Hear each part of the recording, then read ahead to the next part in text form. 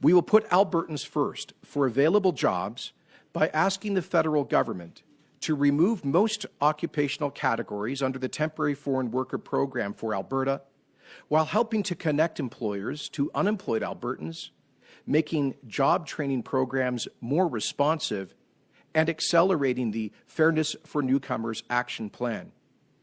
Due to the impairment of international travel and the deep jobs crisis, we'll also reduce by at least 1/3 the number of certificates to be issued under the Alberta Immigration Nominee Program this year.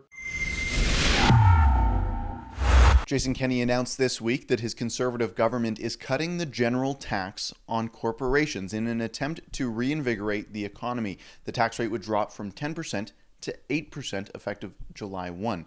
Quite the Dominion Day present for Albertan businesses which are struggling through the economic catastrophe. That's a 20% cut in the rate and makes Alberta the most competitive jurisdiction in the entire country, making it appealing to job creators. There's more. There's much more. Some great news, actually. Kenney went even further to announce the largest policy shift that we have seen come from his government since he took office. Temporary foreign workers are on the chopping block. Not just temporary foreign workers either, but 1/3 of the immigration certificates in the province's inventory will be scrapped. Here it is in his own words. We will put Albertans first for available jobs by asking the federal government to remove most occupational categories under the Temporary Foreign Worker Program for Alberta, while helping to connect employers to unemployed Albertans, making job training programs more responsive, and accelerating the Fairness for Newcomers Action Plan.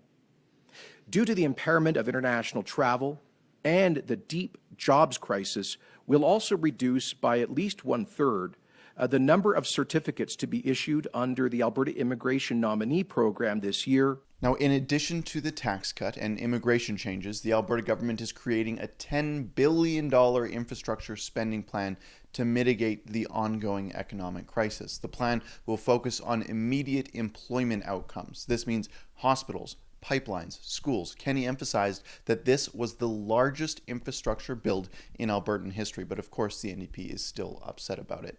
The tax cut in particular will have the greatest effect on local businesses. Kenney actually stopped by an Atco factory, a longtime Alberta business, to see how they've been recovering since the dark days of Rachel Notley. We were in 2016, we were down to about 32 employees, and we've been able to, with productivity gains, support of our local community, local governments, we've been able to access some interprovincial and also international markets from our Calgary-based production facility.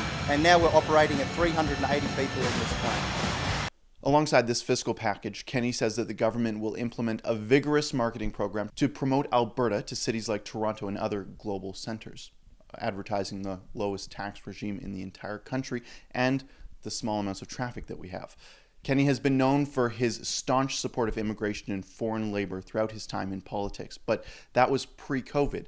Alberta hasn't been just dealt a new hand. We're playing with a whole new deck of cards entirely.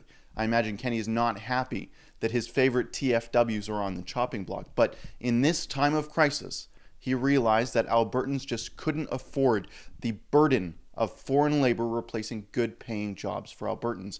It makes me wonder when we ever could afford it.